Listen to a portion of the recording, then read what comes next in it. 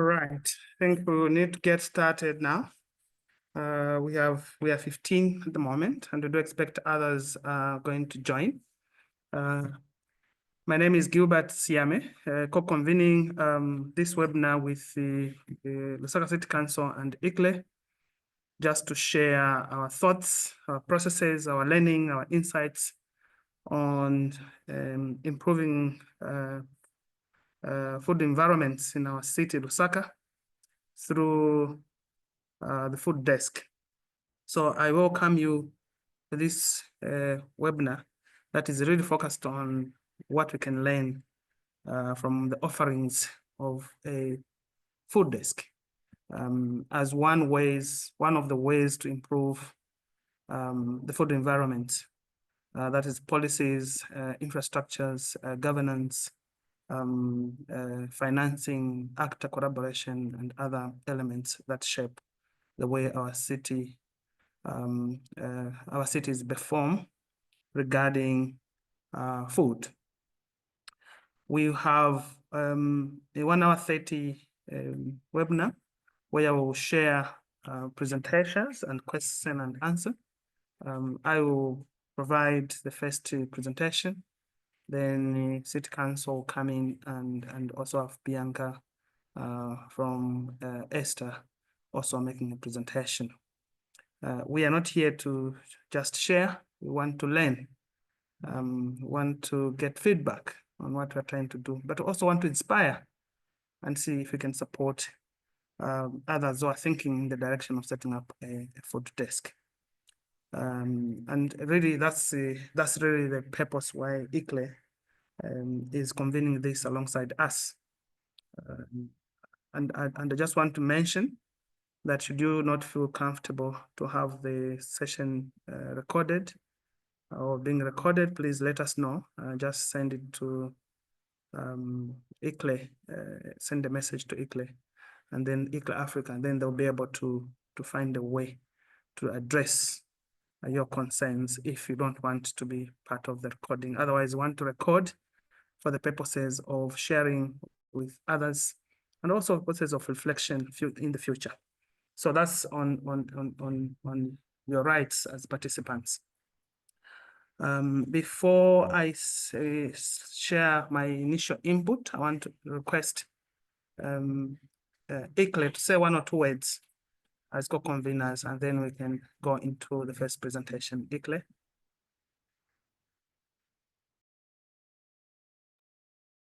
Thank you so much, Gilbert, and a warm welcome to everyone who has joined us today. It is a pleasure to have all of you here joining us for such an important conversation on the importance of food desks in cities and the kind of changes that they could potentially bring. So this webinar is the second of a 3-part series of webinars where we focus on urban governance in African cities. And through these sessions, we are hoping that participants and other people who are doing work on governance work to have better understanding on the kind of strategies that they can implement in the cities, the kind of strategies that are important for designing and managing food coordinations in units. So we are quite happy to be having such an important session, and we hope that a lot of learning and exchange is going to happen today. Thank you so much, Gilbert, also for moderating the session. Can't wait to hear what's going to come out from our speakers, Gilbert, Bianca, and Evelyn. Thank you so much. Excellent. Thank you. Thank you, EStà. Thank you, Sign, for the remarks. So let me start with my first input, and then we go to Bianca. So my first take is that we are proposing and very much deep into the process of establishing a food desk, or a food systems desk at Lusaka City Council. The initial forcing behind it is that a food desk in its own name and right, just as a food desk, will not deliver the change that we need to improve our food environments. So I want to start with a disclaimer that yes, a food desk is important, but if it is not well thought out, if it is not carefully designed and implemented, it might not drive the change that we need in our urban food systems. And that's the first point that I want people to engage with. An office with a chair and a computer is not enough. There's something more that needs to happen. And we've seen several interventions that have been made where an office is established, but then not carefully thinking about what the office must be doing and how it must sustain itself and grow, then growth doesn't just happen. So we're talking of a desk that has life, a desk that has blood, a desk that has oxygen, a desk that functions, a desk that works. And so in that way, I'm framing my input with a question: how can a food desk at Lusaka City Council be operationalized? And why is it important? Perhaps I should have even changed this question: how can a functional food desk at Lusaka City Council be operationalized? And why is it important? And I think the entire presentation that I make is seeking to address this question. The first starting point, as we address that question, is that we thought about the food desk not because, sorry guys, I'm being disturbed. So I'm in a meeting. Sorry guys, some people are moving all over. Apologies for that. We thought of a food desk not because the AfriFood Links or other research projects wanted it. It is because the civic leaders in Lusaka made a request. And not just Lusaka, but also Chongwe, which is very near to Lusaka. So there is a bottom-up request towards the research and evidence that there's need to establish a food desk in the city of Lusaka. And the mayor, you can see the mayor there speaking, the mayor of Lusaka, Chitangala, and the mayor of Chongwe sitting next to the mayor of Lusaka, also in conversation regarding the need for a desk. And I want to mention that this meeting happened last year. It was part of the process. It was in October 2024. It was part of the conversation to see how we can actually get together and get a desk going. Now, when the two mayors were speaking, the request to establish a food forum or some sort of a unit that convenes actors around food systems, the request was made way back in 2015, 2016. And this is well documented in the research reports, that Lusaka suffers greatly regarding food systems functioning because the coordination and the governance of the food system sector remains poorly done. And so we have come from a request of over 7-8 years, and now we're actioning it after significant levels of learning. But why have people in Lusaka made requests? Why the need for a desk? The circle in between represents a wide range of stakeholders. But if we unpack that range, for example, go to transporters, there are people who are transporting food on foot, in trucks, small trucks, big trucks, and on wheelbarrows, which we call Zamcap in our context. So that just second transporters can give us another 10 actors who sometimes don't speak to each other. When you go to government departments, and when we look at it from a multi-level platform lens, again, you have endless list from health to agriculture to local government to lands to nutrition commission and several other units. Again, a huge range of actors within government. When we go to farmers, again, a wide range. We go to traders, a wide range. And so if we balloon this, if we expand this circle, this circle in between, we can have a list that can stretch miles. And then if you look at how they are coordinated, then gaps begin to emerge. If we look at the actions where they complement or contradict each other, then big issues come out. And so the ask from the mayors is because this cycle needs to be well coordinated.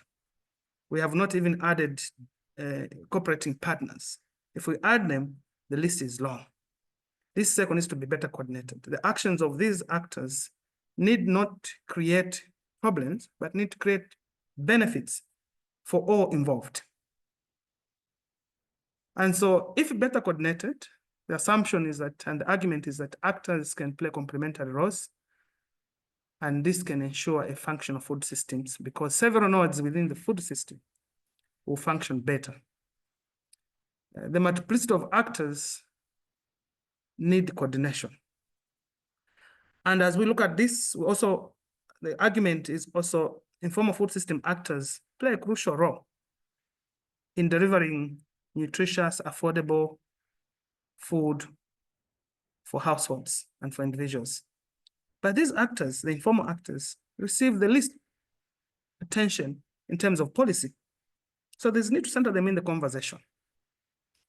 And this is the benchmark on which a desk needs to be. Now, all these actors look up to the Lusaka City Council for some level of support when they are working on anything to do with food in Lusaka, whether it's land for food production, whether it's waste management at Chunga dump site, whether it's improving the functioning of Soweto market, whether it's EU trying to finance a big market infrastructure in Lusaka. The Lusaka City Council is the entry point, and they find themselves entangled and sometimes overstretched, dealing with so many actors who sometimes contradict, and sometimes they do complement in ways that they may not even be aware. So this is the basis. This is the entry point. This is the reason why this desk is needed, so that the city is in the full know and can also know how to better coordinate and engage and support other actors that are working in the food space. So this is why the mayors have asked. This is why the technical staff have tagged along the mayor's request. This is why several actors have no other point but to say, yes, we need better coordination. And one of the answers to that is let's get a desk working. Now, when these actors could integrate and work together, or when these actors operate in their own diverse spaces, what we've seen as the typical characteristics of our food system for Lusaka is that coordination is a big problem, and I've indicated that.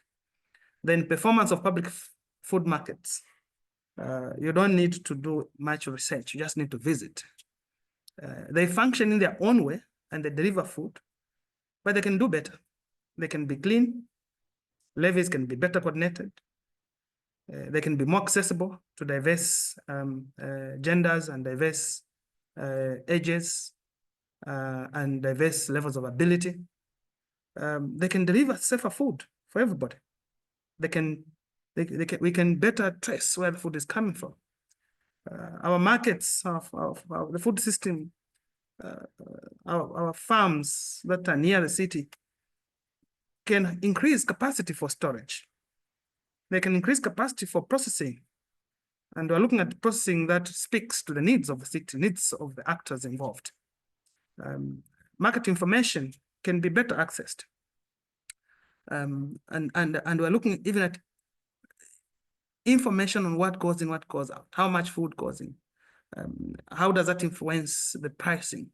How does that influence access? Food delivery at public food markets can function better.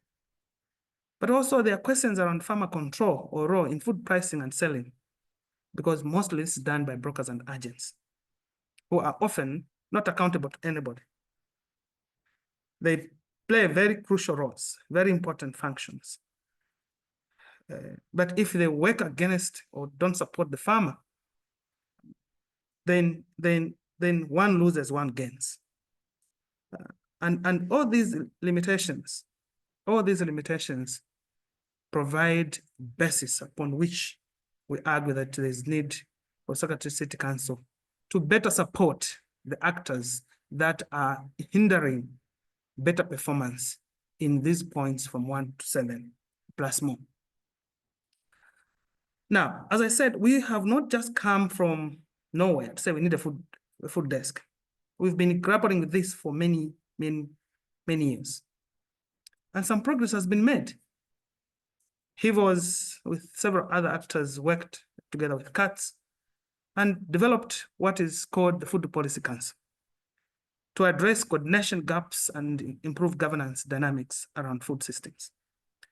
But by just after the document and the policy and the structures were established, it didn't take long before the structure became dormant. And you ask me, I'm sure, why this desk will be different from what was attempted during 2019-2020 period. I'll explain and address those questions. But really the idea here is that there's need to revamp this Food Policy Council. And this is one of the reasons we need a desk that can co-convene the Food Policy Council, that can support, that can almost be the secretariat. And then we can have all those actors speaking to each other and advancing causes that impact positively on the food environment of Lusaka. And based on this, Lusaka City Council has already agreed and made decisions. They have requested, they've made decisions, and they have agreed among themselves as internal structure, Lusaka City Council, the political side and the administrative side, that food systems has to be established. So this is a given, and we are moving in that getting working, getting to breathing. So this has already been settled. This is done. But there's one major step that still needs to be done, which I think will be different and address the concerns of we establish a structure, then tomorrow the structure is dead. The sustainability question that we'll be able to discuss as we go. Now, how will this food desk, what is agreed as the structure, the design and the structure of the desk? The desk is going to be in the Department of Housing and Social Services. This is again agreed, and it is endorsed. It is going to be in that space. This department is one of other 8 departments, from planning, public health, to finance, to administration, and many others. And then other executive functions like the mayor and the town clerk's offices. The department is one of those, headed by a director. The desk will sit right below the director to advance the food systems cause in the city council. There are good reasons why it was mentioned. Of course, it was a process. There were propositions that we needed in public health, because food is health. We respected and we debated. There are discussions that the food needs to be in planning department, because when we look at infrastructures, look at production, look at distribution, we agreed and debated. There was proposition to say, let it be in housing and social services. We agreed and debated. And eventually, other departments still presented, made their cause and their pitch why this was important. And we came to a consensus with the over 30 councillors in presence of the mayor. We made a consensus agreement that it should be in housing and social services because it is the closest department to the people. It is a very close to the people. It's about community development, it's about markets, it's about services, it's about access to land to some extent. So it is close to the soul of the city, housing and social services. And this desk will be coordinated and supported directly by the coordinator, the food desk coordinator, and by assistant coordinator. The 2 coordinators will be supported by departmental food systems champions. So in each of those departments I mentioned, there will be a champion that will support the coordinator and the assistant coordinator. As the coordinators report to the full council, they report to the mayor, they report to the director, they will be providing input coming from the full effectiveness of the council. We argue in this case that we need to take a whole of local government's approach, a whole of Lusaka City Council approach to delivering this desk for it to work and function properly. So in this way, we address fears that the desk might displace people. We address fears that the desk might become too centralized. It is just a coordinating unit. And there are discussions on the need to actually have a food systems committee that really is drawn from all these different units in terms of our political leaders at the council level, at the city level, to advance and advocate food systems issues in the council. The office or the desk will be supported with equipment, including internet, capacity building and communication capabilities for them to really function, for them to be visible, for them to coordinate. And the key point here to note, dear participants, is that it is important to build on what already exists. And it is also important to provide the material support to get started. Often, capacity strengthening ends with a motivation to get started. They don't go a step further to provide a launchpad with a material support to get started. And this is one of the difference with the AfriFood Links project. The seed fund to get started. But soon after starting, there must be ways to lean on other funds, and grow. The functions, when the desk is formed and the structure is working, and as we've envisioned and we've structured ourselves, what do we expect to see as a difference? What will they be doing? The first part is that they will be the ones co-convening, not convening alone, but co-convening and supporting the Lusaka Food Policy Council, so that the Food Policy Council can grow and deliver on their mandate. That set of stakeholders can better function. Their voices can be heard. The diversity in interest mandates can be better coordinated without differentializing or without displacing anybody. In fact, growing the number of actors working around food. The desk will coordinate and engage with stakeholders to foster collaboration. Collaboration that is inclusive, that is stakeholder in nature, and collaboration that ensures effective communication, that supports resource pooling, that delivers complementary action. That is what we expect the desk will do. Developing mechanisms for resource mobilization and funding.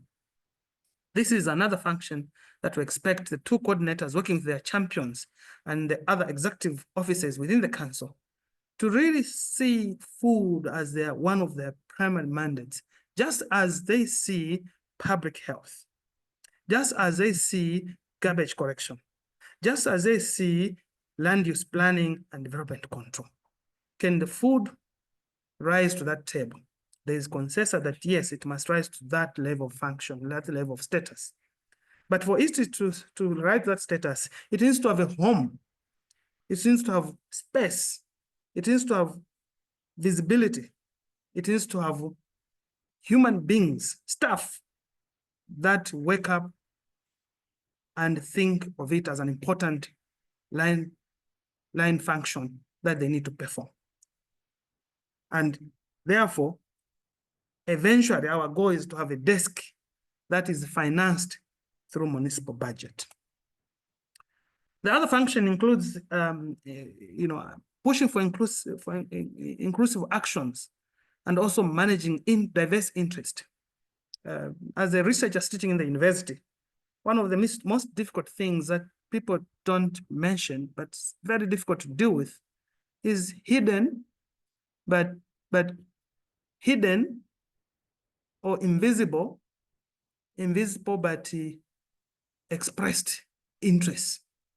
People can't indicate that, look, when you establish a desk, I'm already working on this, so what will be my function? They may not say that, but you see the hesitation.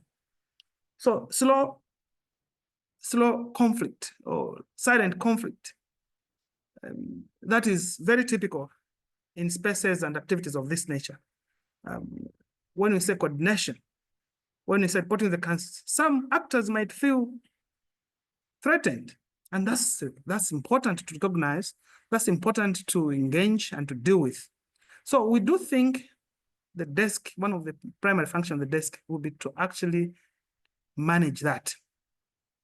But in managing diverse interests, also there is need to create space for those that may not speak and have an equal voice on the decision-making table around food systems. We also argue around gender mainstreaming, including the importance of achieving equitable gender participation at public markets, public food markets.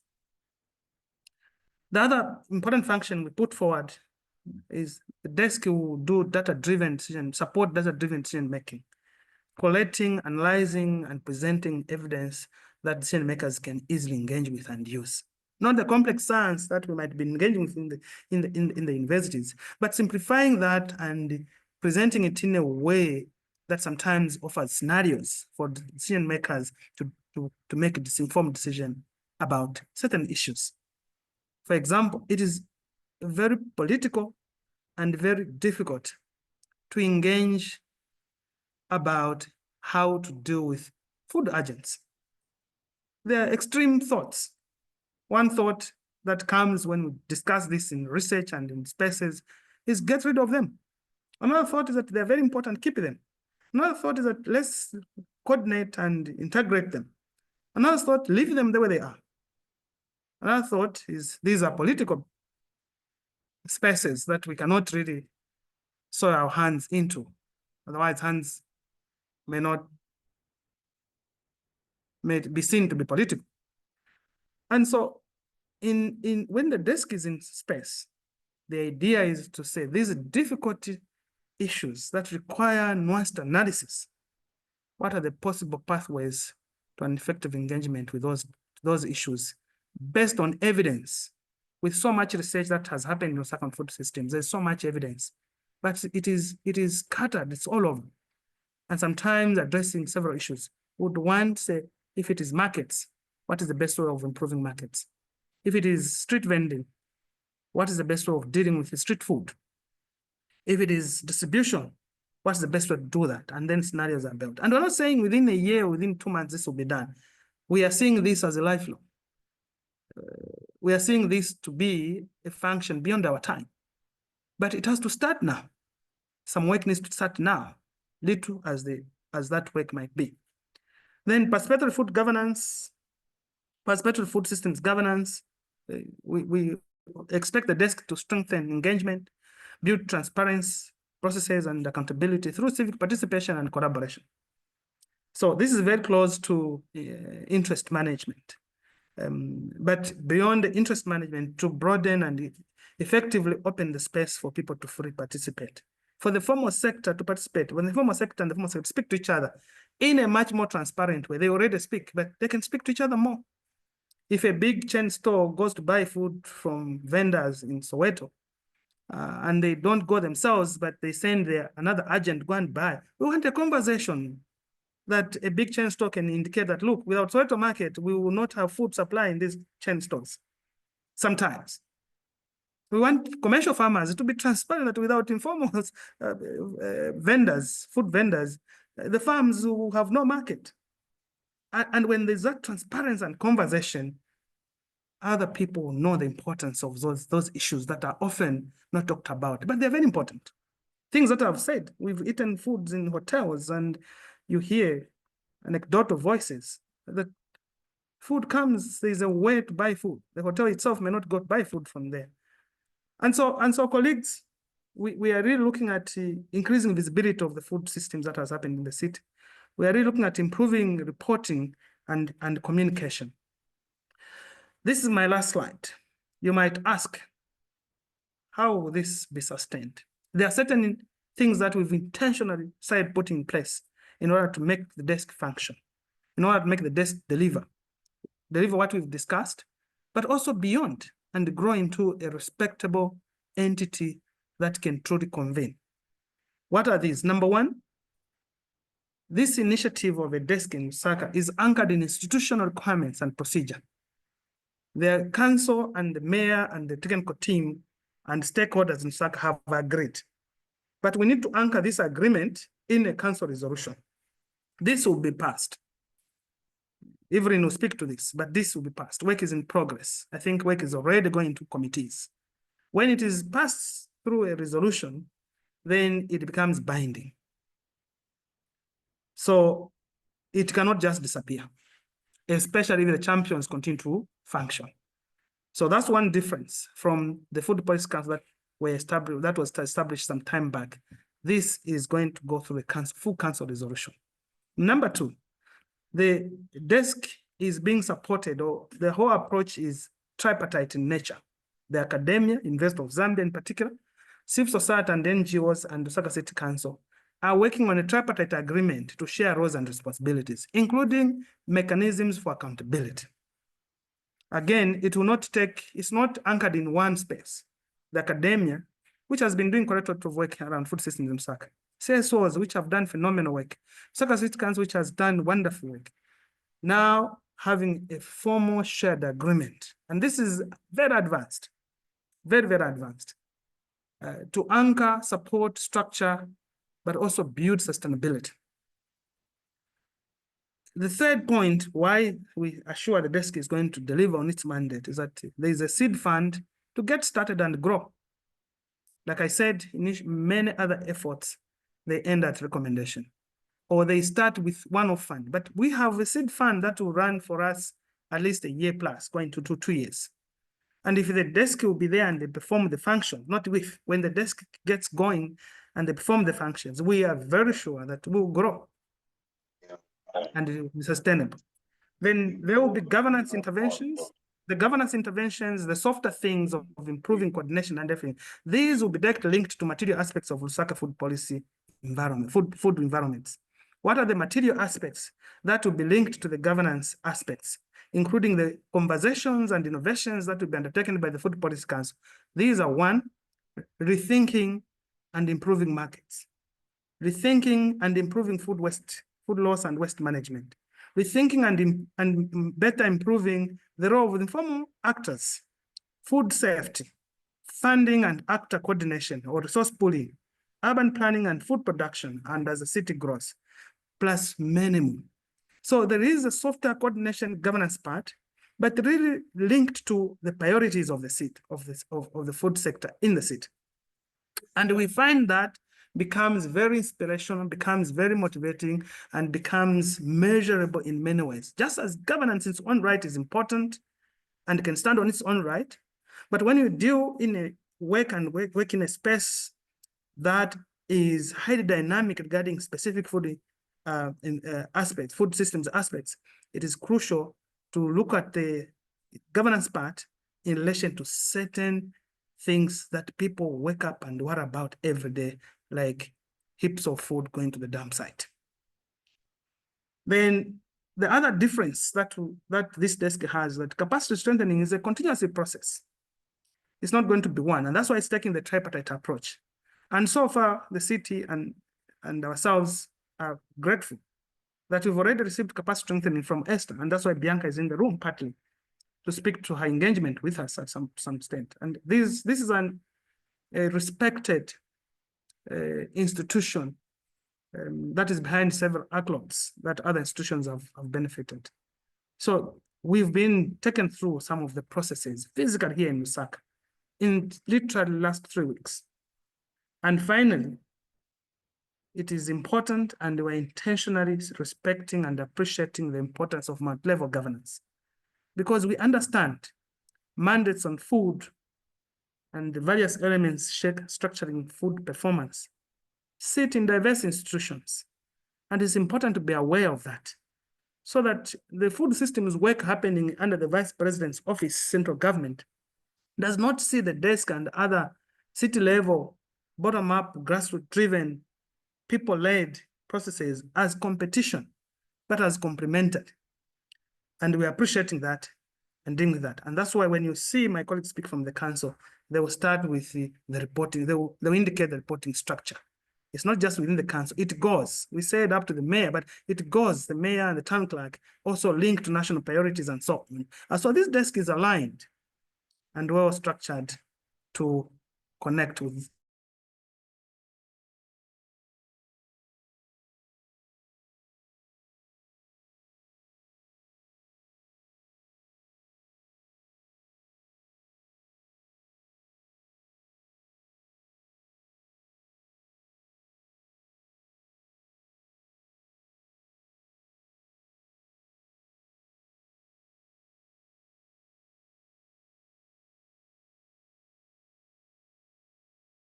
Apologies, I was cut for bad internet.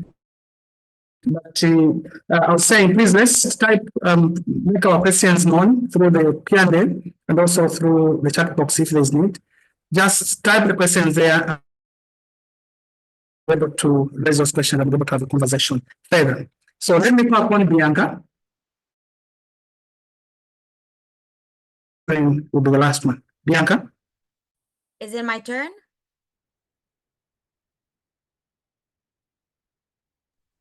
It's your turn, Bianca. Occupy the space. Thank you. Thank you, Gilbert. I'm going to share my screen. Can you all see the presentation well? Yes, very clear. Thank you. Thank you very much. So good morning, everybody. Good afternoon for those that are on the opposite side of where I am. I am in Milan. I am Bianca Minotti. For those that do not know me, I work for EStà, which is a nonprofit independent research consultancy and training center that focus on sustainable policies, sustainable economies, and food. And I was asked to give a brief speech on food desks and food system governance in general with a global perspective. So this is what I'll try to do in the next few minutes. So as Gilbert explained, when we talk about food systems in a local setting, it's very important, and often local stakeholders ask for something that can be called structured food governance. So in the case of Lusaka City Council, Gilbert mentioned that they are implementing a food desk, but he also mentioned the presence of a food policy council, which is another type of structured food governance. So this is why in my presentation, I will not focus specifically on food desk, because those are one of the solutions that can be implemented in order to have a more structured food governance. And I will explain what are the different type of structured food governance that a city can apply, can implement. But why do we need a structured food governance? And Gilbert explained why Lusaka need a structured food governance, which was very interesting, and somehow evoke some of the things that I will explain now.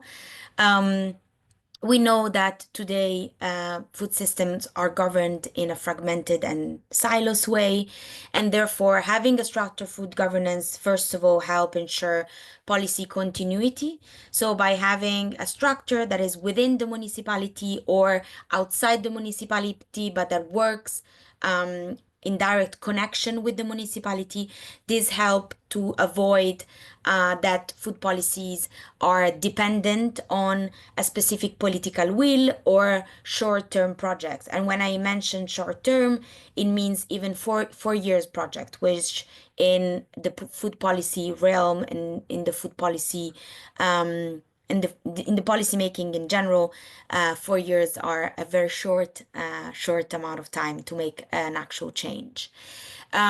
Structured food governance are also very important because they improve policy effectiveness.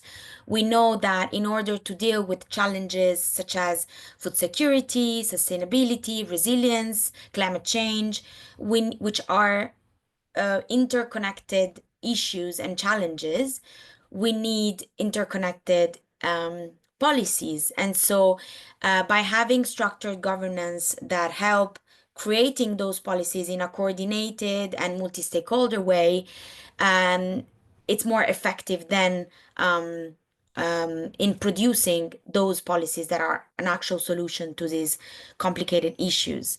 It also helps with accountability and transparency.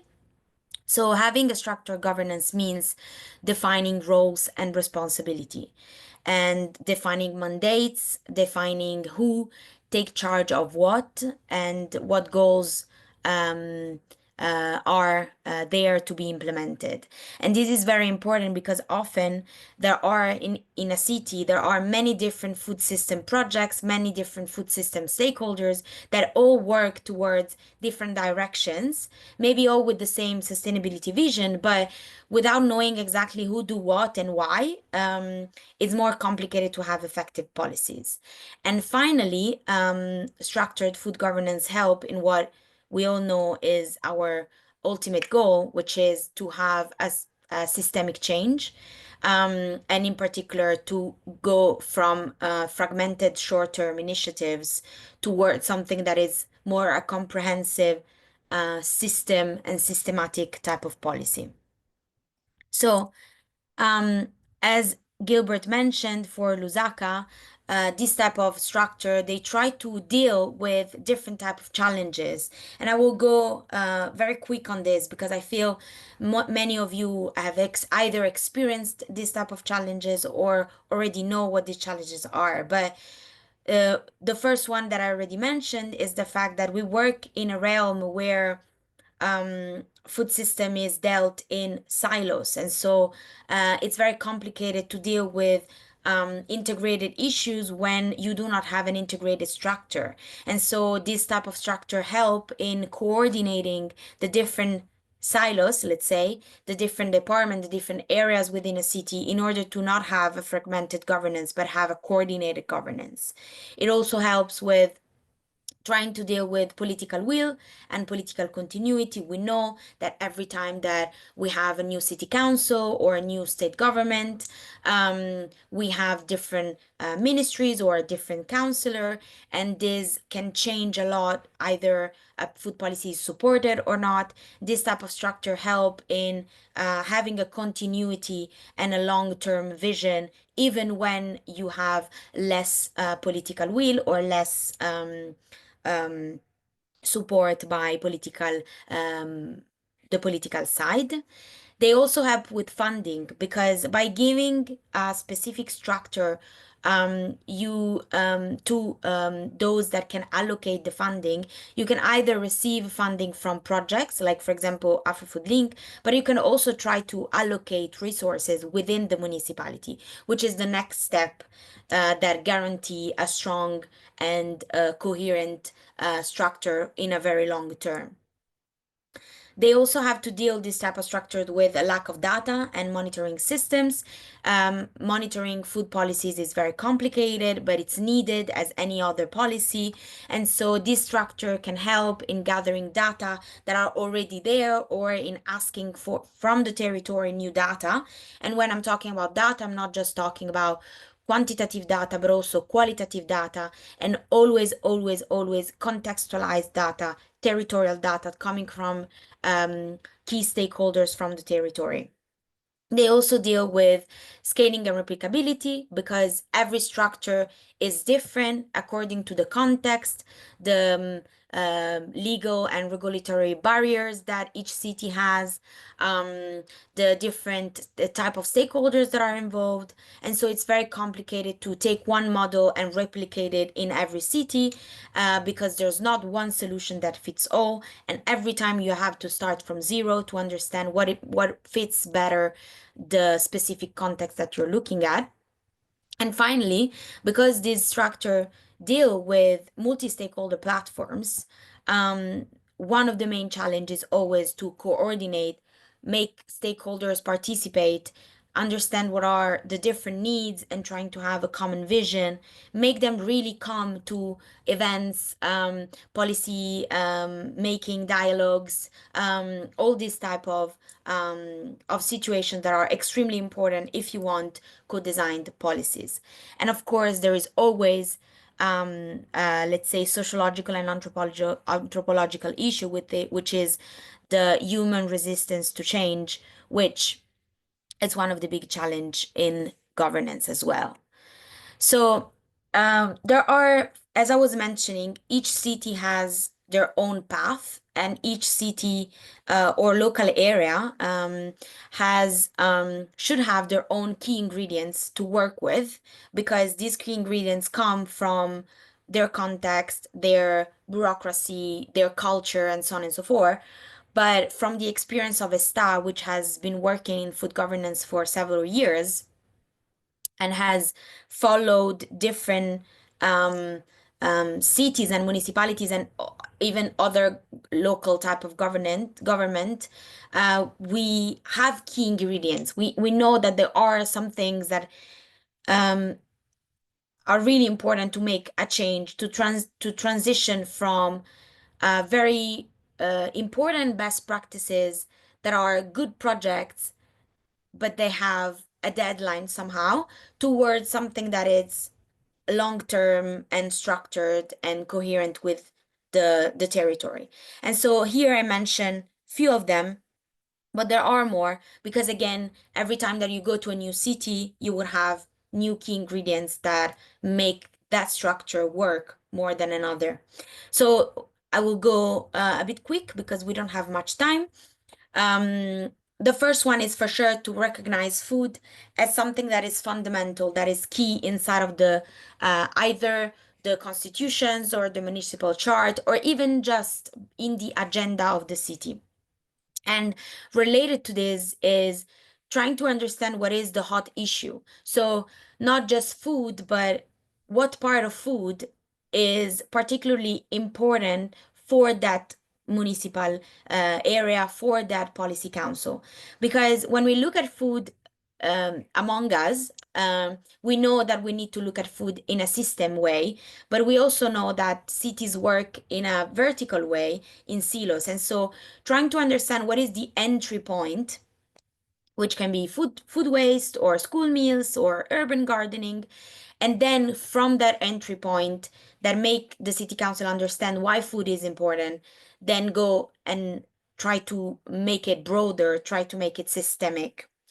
The second point is to cooperate with research centers and universities to gather data and information regarding our food system, and not just data and information regarding part of the food system, but data and information regarding the connections between the different sector of a food system, which is something that it's missing, and it's extremely important to then draw priorities for a policy, a plan, a strategy.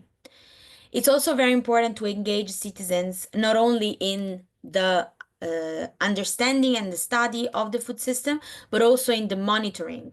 So as I was mentioning, food policies, as any other policy, need to be monitored, because from one day to another, from 1 month to another, the situation can change, and it's important to adjust according to the actual needs. And so having a multi-stakeholder platform that helps that check how the implementation of the food policy is working, it's very important and should be one of the key component of a structured food governance.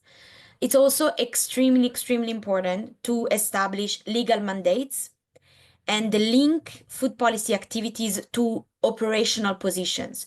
So to actual people within the municipality that have operational mandates, that have operational position, that can have within their responsibility one or more food goals.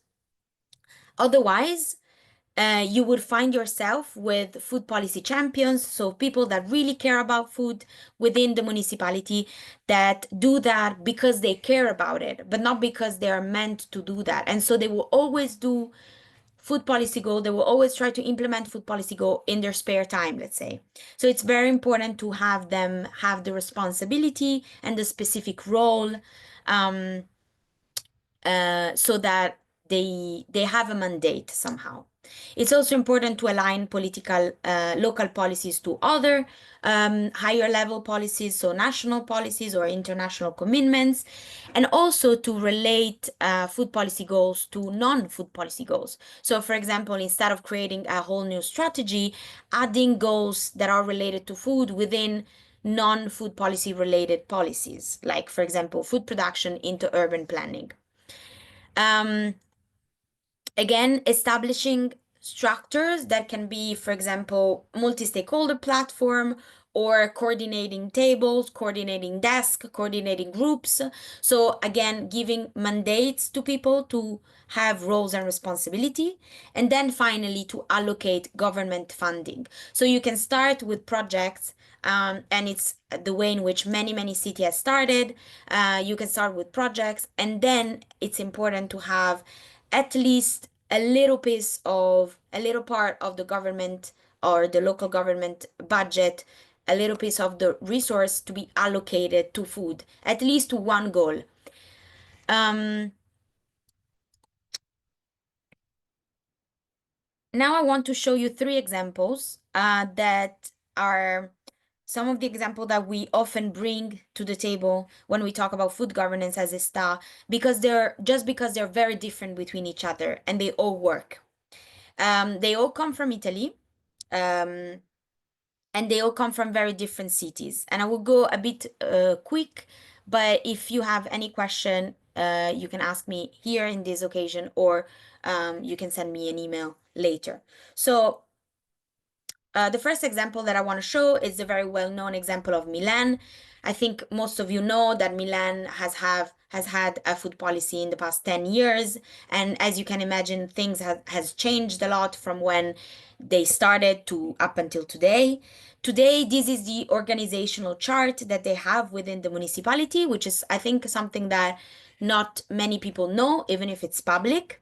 So they have decided today that they have a food policy area. So they created within the education department an area which is composed by different offices and different units.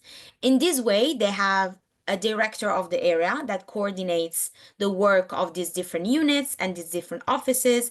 And then they have specific groups of people that work on specific topics. So for example, they have a food poverty office, but then they also have an agricultural unit, a school meal unit, the urban food policy pact unit, and a partnership and development unit. This is all within the chart of the municipality. They have a mandate, and the mandate is under the vice mayor of the city of Milan, and they have allocated both consultants and people that are dependent inside of the municipality, okay? And then within this structure, they talk with the territory through different type of ways. But this is their solution, that Milan, with a specific municipal culture, with a specific path, it took 10 years to get to what you are seeing in the slide now. They started with one office. This is the solution that they found, okay? Another solution that is completely different and still works is the solution of Turin, which is another city in the north of Milan, that with a completely different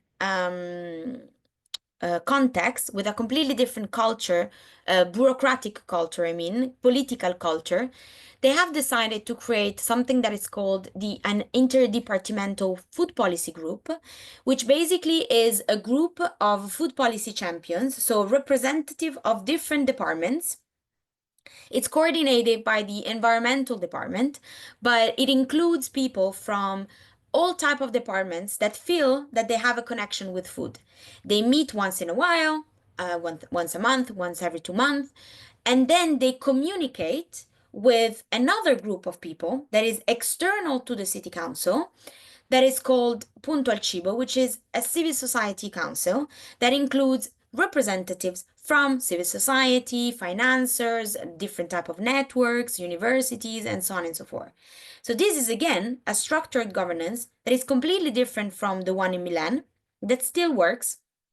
And I'm sure that if Milan had applied the Turin structured governance, it wouldn't work, and vice versa with Turin and Milan.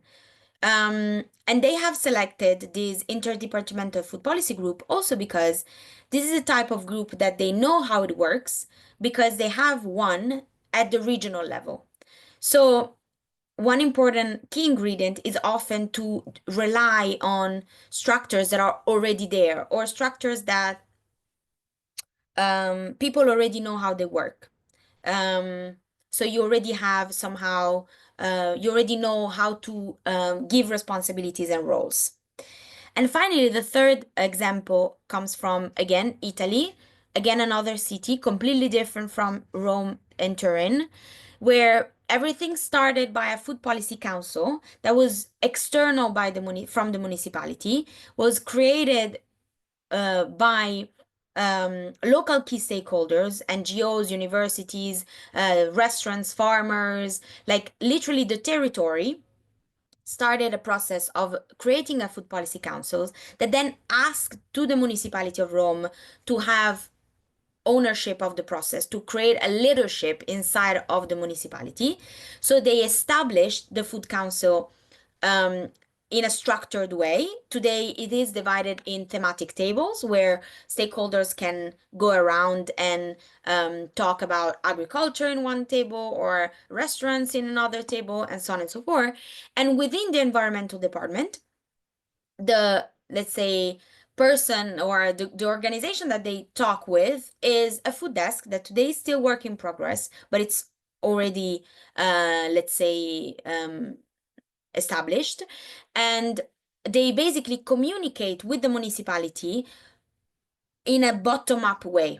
So again, completely different solution that works in a city like Rome. So just to close, as Gilbert mentioned, we had the great opportunity to come to Lusaka a few weeks ago to help in the process of the food desk that Gilbert was mentioning. And within the AfriFood Link project, EStà has this task that is related to creating some living labs.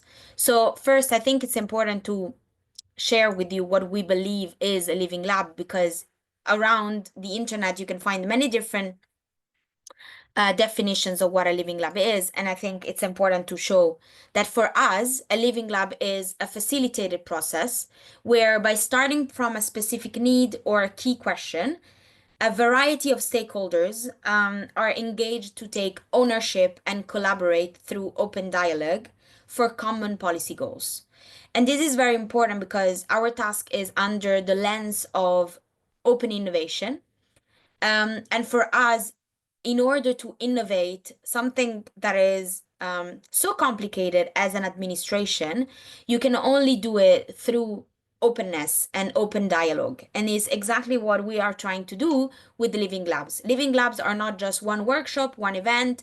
They are a process that then comes have inside events or workshops, but it's a whole process where EStà try to help by creating cohesion between key stakeholders, trying to understand together with the key stakeholders what are the common key issues and needs of the territory. It is also a process that helps legitimate what is happening on the territory and also enhance capacity building. We try to help in setting common knowledge and common vocabulary, because as you can imagine, when you work with multi-stakeholder platform, you have people that have different knowledge, different level of knowledge, and different ways in which you can say a specific thing. And finally, we help in assigning roles, assigning responsibility, and trying to highlight common goals and vision. From my side, my presentation is over. If you have any question, I'm here available. And thank you again for inviting me. Thank you, Bianca. We appreciate your wonderful presentation and to see the build-up from the ground in Lusaka to your global perspective and how it connects with us. That's really, really great. Please type your questions or your reflections or your comments. We'll have a few minutes to engage with the questions. For now, we'll go to Evelyn. Evelyn, you can make your presentation, and then you go to the question and answer and reflection time. Okay, Thank you so much, Gilbert. Sine, you can please help me with sharing the presentation. Hi, Evelyn. Yes, I'll share your presentation shortly. Are you able to hear me? Yes, we can. We can. Okay, I'll share it shortly.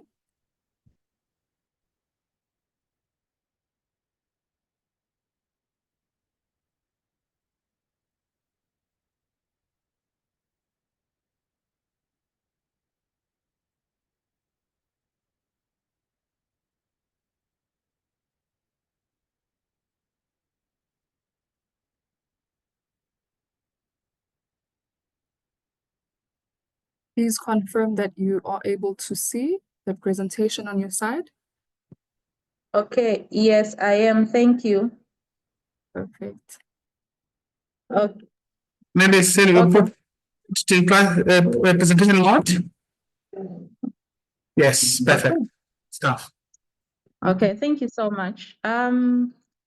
Like earlier introduced, my name is Evelyn Musonda. I'm a Senior Community Development Officer working for Lusaka City Council and part of the team that is working on the AfriFood Links project. So today, as usual, we are talking about a very important issue, and I'm glad that Gilbert and Bianca have really delved into the governance of food systems in cities, and most importantly, the food desk. So I think the first slide, you can go to the first slide.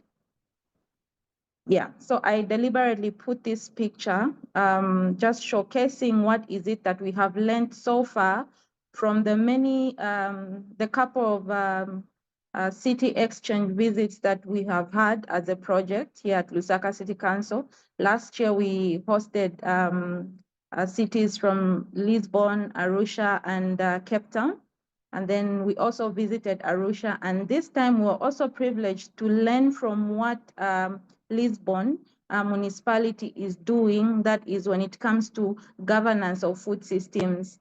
So some of the interesting pictures that I got from there is just seeing the markets on how they are arranged, the markets where the fresh foods are traded. And then on the top right, we can be able to see, is it hydroponics? So this is growing food at a municipality run a preschool. So we are able to see that food is grown and also shared among different sectors in the city, that is prisons and also food banks. And also other interesting things that we were able to learn were how the markets are well arranged, that markets are designed in such a way that they have facilities such as cold storage facilities that are able to accommodate all types of produce and merchandise from farmers and also traders, where we were able to see that they had separate cold storage facilities for fresh produce, fish and meat and so on. And another interesting part was how the municipality is able to provide traders that really need like ice, that those that are trading like in fish and meat, the municipality is able to produce ice for them. So this was quite a game changer for me, and I really thought on how the food desk would be able to be part of the designing of markets in future, that municipalities will be able to design such that all these aspects are included. And then the other picture, of course, shows the urban gardens. So these were so interesting that, you know, we have the luxury of space here in Zambia. Even our backyards, you can be able to plant your gardens, but we were able to see that in Lisbon, really, they have more than 1,700 people on the waiting list just to be given a small portion, a small portion where they'll be able to do some urban gardening.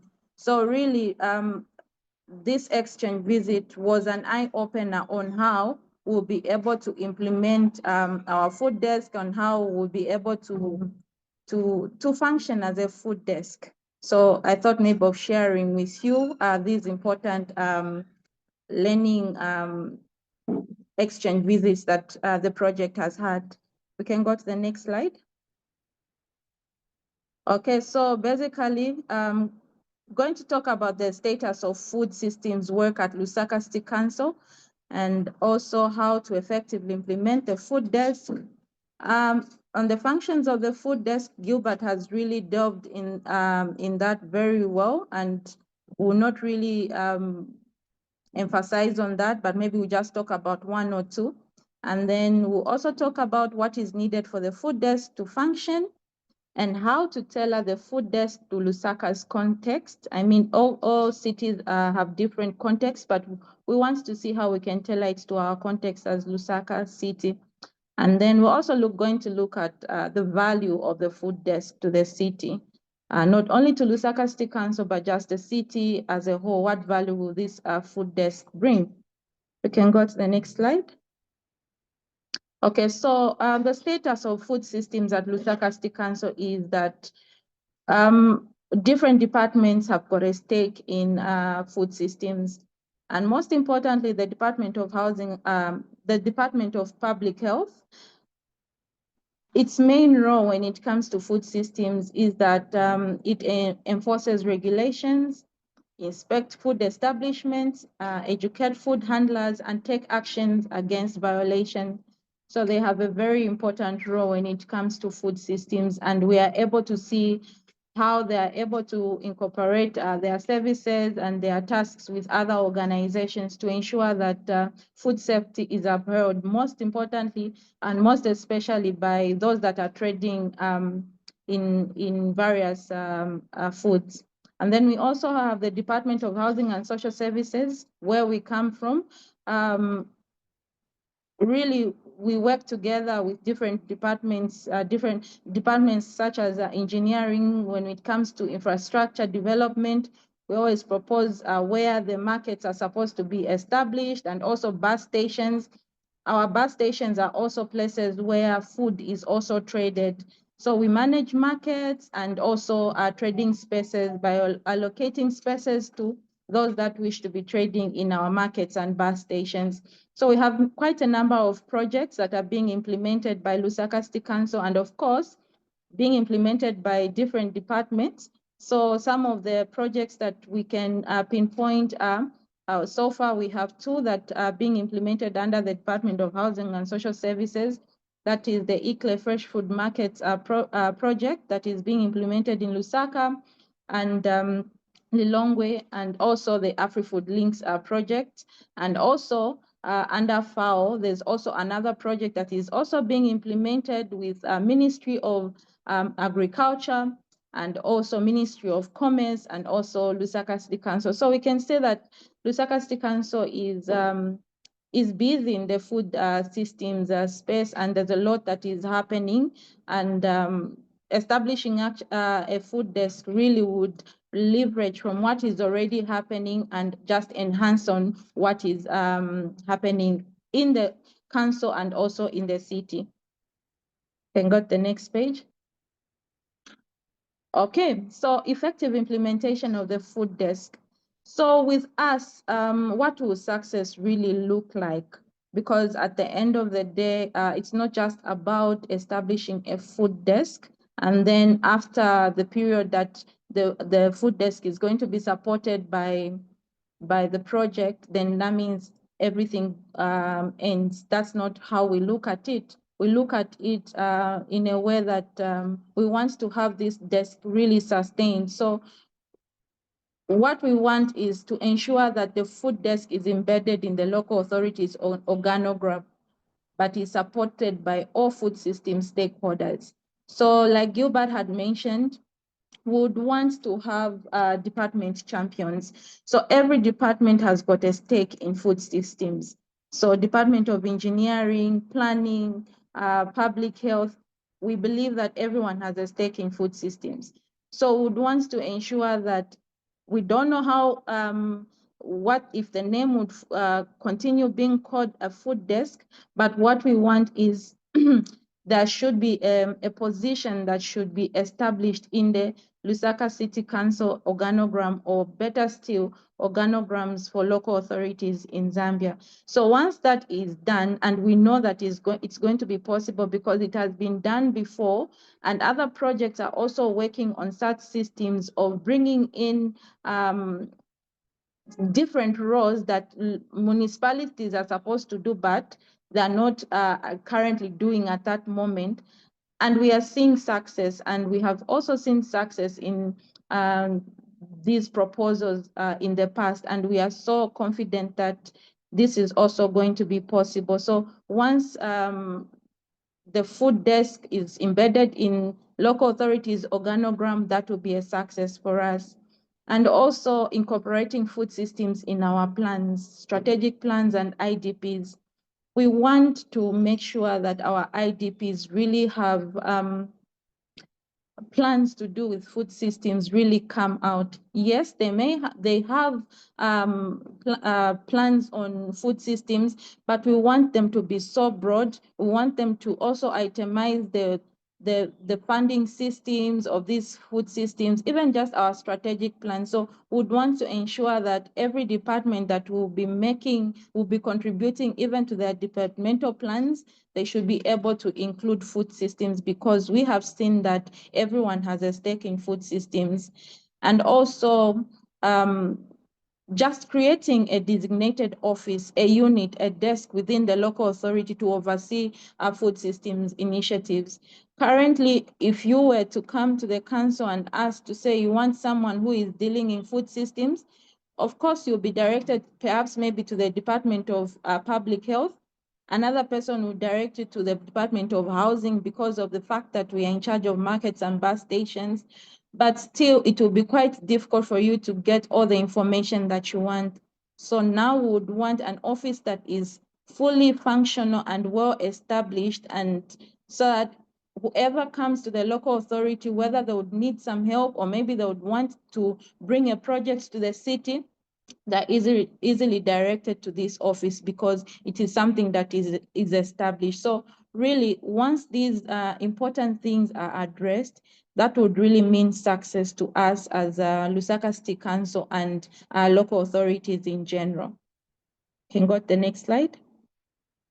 Okay, so Gilbert had mentioned the functions of the food desk, and he really elaborated on this one, but perhaps I can just add one on policy analysis and development capacity.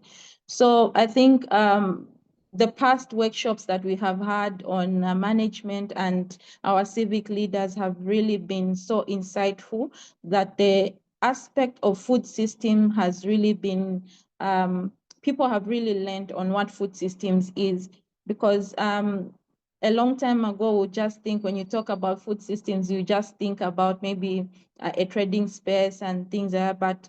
But our local leaders and also our management have come to learn a lot when it comes to food systems. But now we would want to make sure that everyone else in the local authority, not only management, but everyone else, their capacity should be built in food systems. So in the long run, I think the first people that would also need to have their capacity built are the departmental champions that will be supporting the food desk.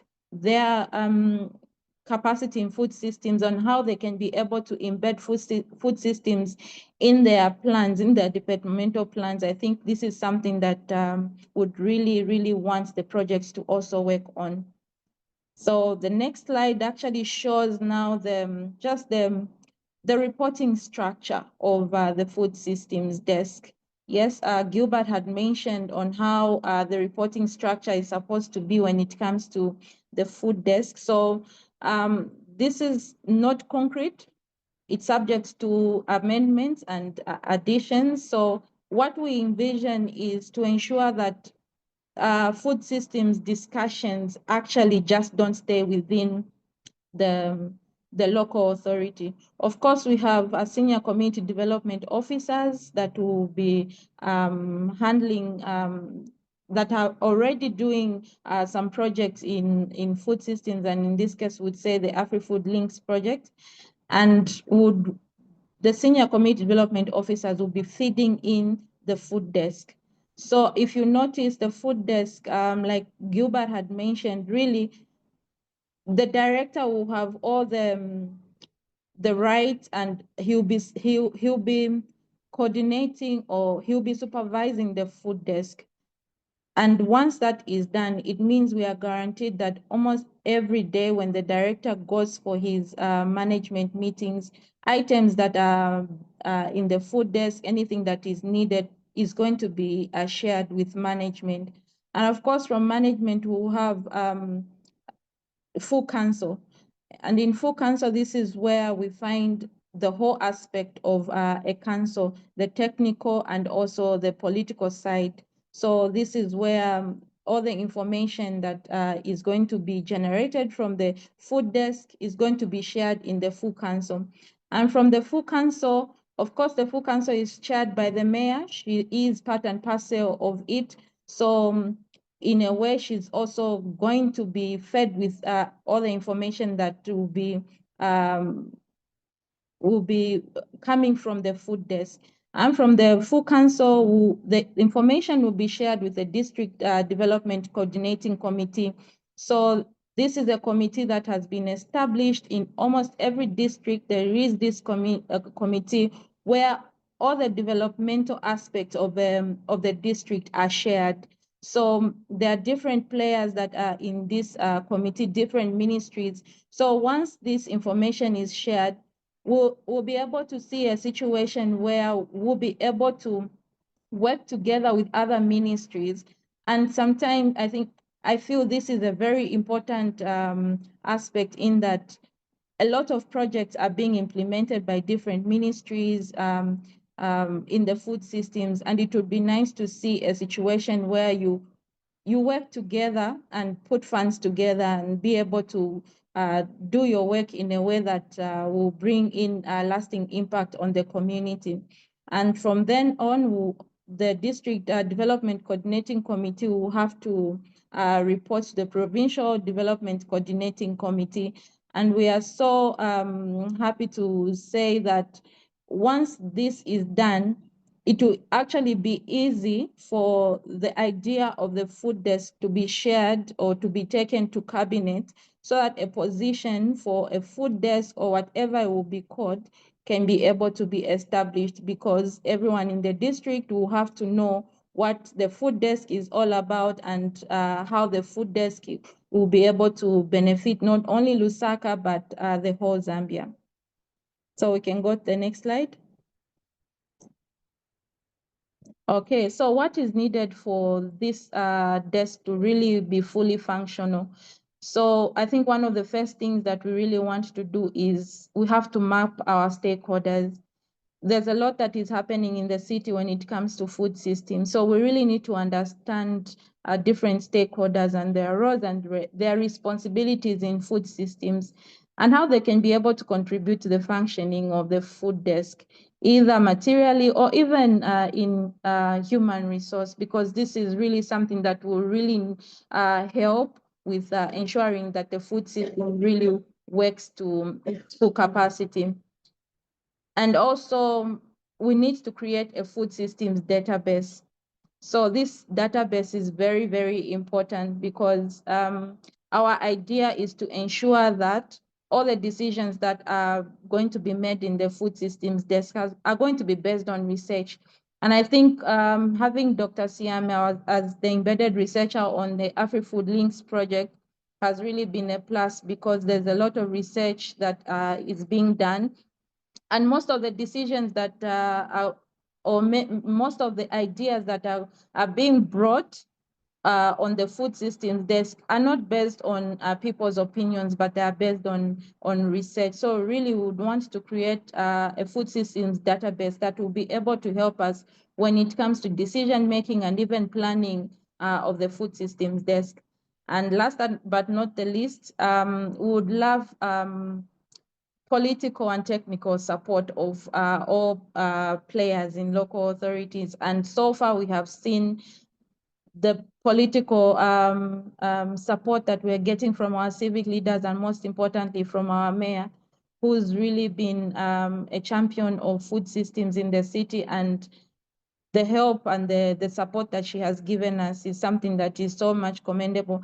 And also management itself, starting from the town clerk, our directors, they are really in support. So with this support and much more support, really, the food system is going to be functional, and we know that this is going to happen.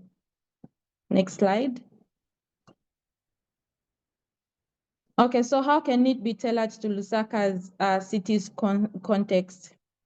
We need to identify what are the gaps in the food systems. So currently there's quite poor coordination when it comes to food systems. The Food Policy Council has been established, but because the coordination hasn't been effective, so really it's something that we have to work on and ensure that the coordination around food systems as a local authority, as the mother of the land, really has to be enhanced. So that is one of the biggest gaps that we have seen.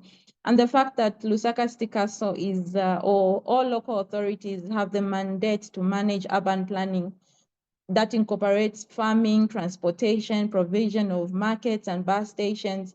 So really, it would be nice to see how we can be able to use what we have been given as a mandate to ensure that we enhance food systems in the city. And the example of Lisbon of urban gardens is something that we can leverage on and see how we can enhance urban farming in the city by using what we already, a responsibility that we already have to enhance our food systems. And also, it makes Lusaka City Council to be in a strategic position to coordinate food systems through the desk. So it will be easy to actually note that under Lusaka City Council, there's a food desk. So if any stakeholder in the Food Policy Council has anything that they would like to find out from the local authorities' point of view or anything, they will know that there's a food desk at Lusaka City Council that they'll be able to come straight and get the information that they need. So now what value does it bring to Lusaka? Can go to the next slide. So what value does it bring to Lusaka? So the food desk really brings about numerous opportunities for the council, which include funding, collaborations with other organizations, and most importantly, providing the best services for our communities. And also, we would love to see a situation where I think Bianca had mentioned that we can have funding from the local authorities on budget. So it would really be wonderful to see an aspect of food system being generated in the city's budget so that we can have locally generated resources that will go to ensure that the food system desk functions very well. So in a nutshell, and also leveraging on what my other colleagues have presented, really the food desk is something that is welcome, and it is something that has been supported. And very soon, I think we'll have the decision be passed on in our full council. I think maybe to be next week or the other week, showing that the council is committed to ensuring that the food desk is fully functional. Of course, we're not going to be working alone. We'll be working with various stakeholders. And for now, we can only say thank you to HIVOS, thank you to UNZA, and thank you to ICLE for the support that they have given for us to establish the food desk. So thank you so much.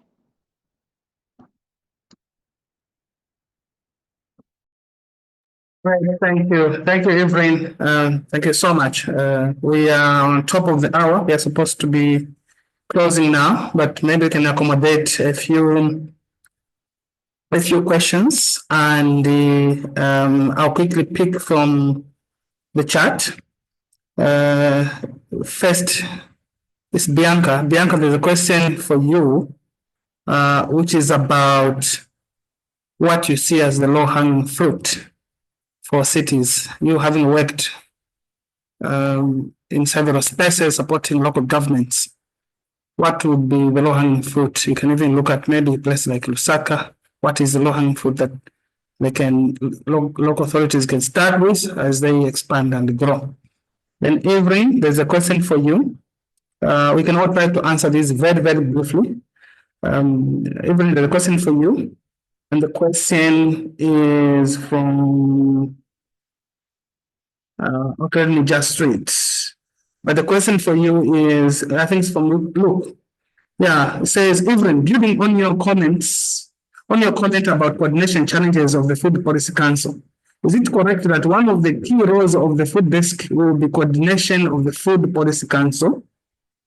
Food desk chairs the Food Council. So it's the relationship between the desk and the Food Policy Council. Evelyn, you can comment on that. Are you going to chair, or what will be your role there, or just coordinating? Then there is another question here. It came, I think it was, again, it was Bianca. No, it was just a statement. Okay, there's a question for you, Bianca, again. Thank you for your presentation, Bianca, and thank you for bringing this some practical examples. This is very helpful.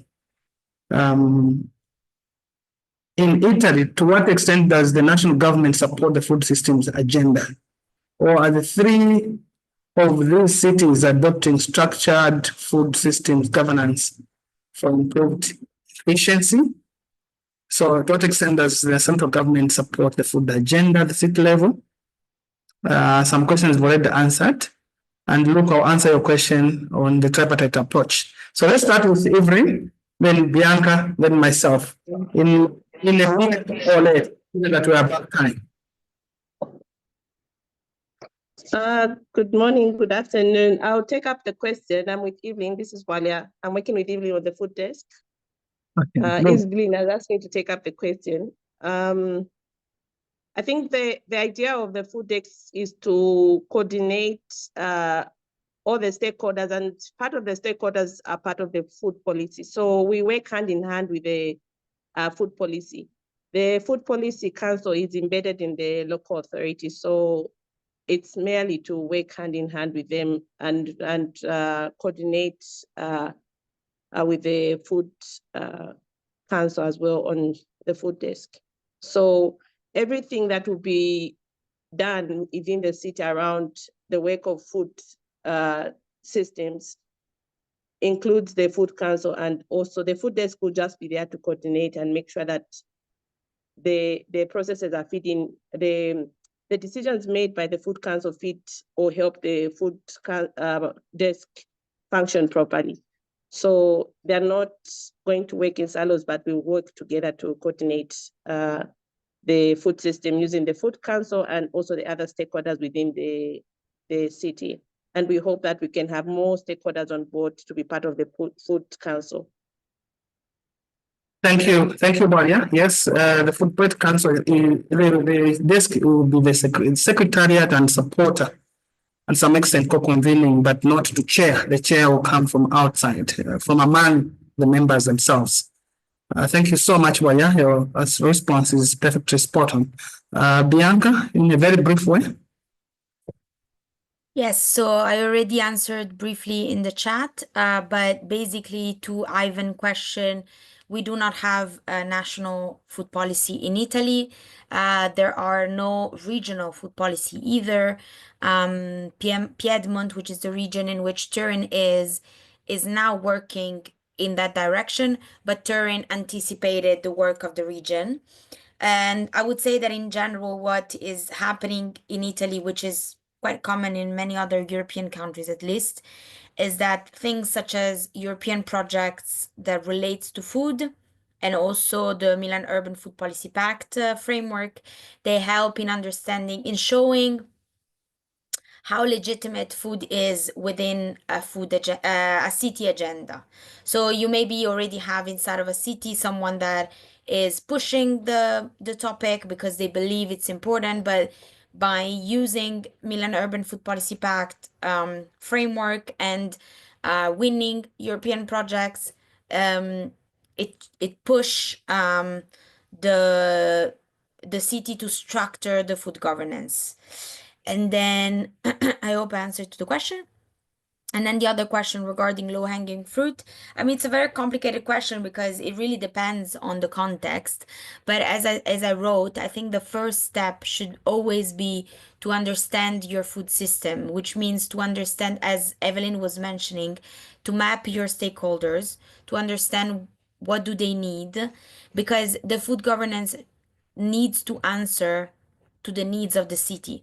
So the three different models and also the model of Lusaka, these work because they answer to local needs. If you do not know what are the local needs, because you do not know what your food system is, who are your local stakeholders, what do they want, what do they need, then the food governance is only something that comes top down and will not stay there in the long term.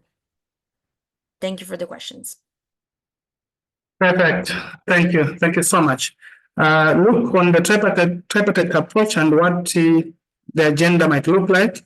The idea is to start with the well-established issues as agenda items, for example, food loss and waste. In Lusaka, for example, food safety concerns, for example, functioning of public markets. But these are initial points to create an entry point for the desk, and also as mobilizing points for the Food Policy Council and others. However, the bigger, broader agenda is to be established by the broader agenda of the desk beyond the starting point, beyond the civil society, academia, and the council. To also think private sector, and think others in the diverse nature that have a role, and also to think the real issues, other real issues that could be connected. So, and I think the tripartite could be further be expanded to definitely include other entries. But for now, these have already been working together. We've done it with the council sometimes alone and civil society, but can we broaden a bit and we can broaden this further? So it's more of an entrance starting point kind of approach that in terms of agenda building. And with that, I think there's one last comment here. All right, thanks. Starting tangible issues, exactly. Like the point that Bianca mentioned, and linking with the what we start with. Other than that, I think I just want to we are beyond the time by 8 minutes. Apologies for that, but thank you very much. It's been wonderful to have this conversation. I hand over to Igle to say a few words and then close the webinar. Thank you so much.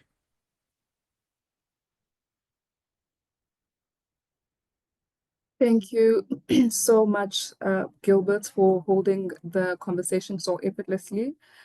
Thank you also to Bianca and Evelyn, our other speakers for today. I think the session was really insightful, and there's a lot of lessons to take from this, especially in the context of Lusaka, but also other cities, what they can take and implement in city-specific context. Thank you so much, everyone, for holding on. I know we are 9 minutes over time. That is all from us. We will share the recording with all the participants so that you can revisit the conversation if you are wanting to. Thank you once again and enjoy the rest of your day.